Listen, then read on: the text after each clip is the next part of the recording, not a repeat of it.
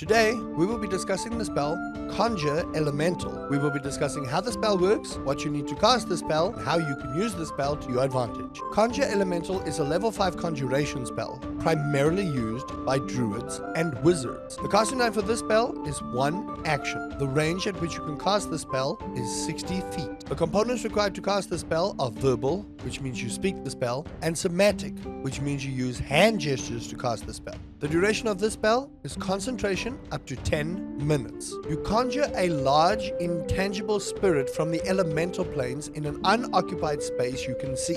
Choose the spirit's element, and this will determine the damage type it does, such as air, earth, fire, and water. Whenever the spirit moves within a 5-foot radius of a creature, that creature must make a dexterity saving throw or take 8d8 damage of the spirit's type and be considered restrained.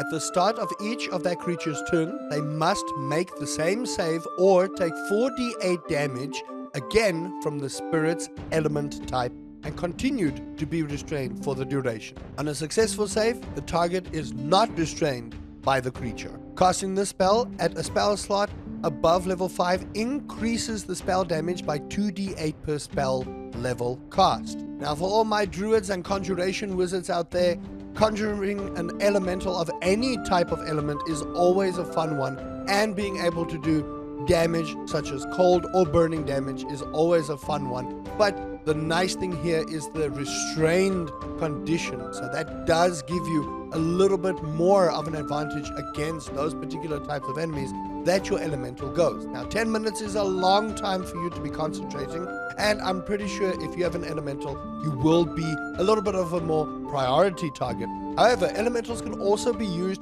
in a little bit of a different way to break down doors, disarm traps, or it could be used to clutch save in particular situations if like a cave is falling in on you and you need to block a way out, or you need to bust open a way out.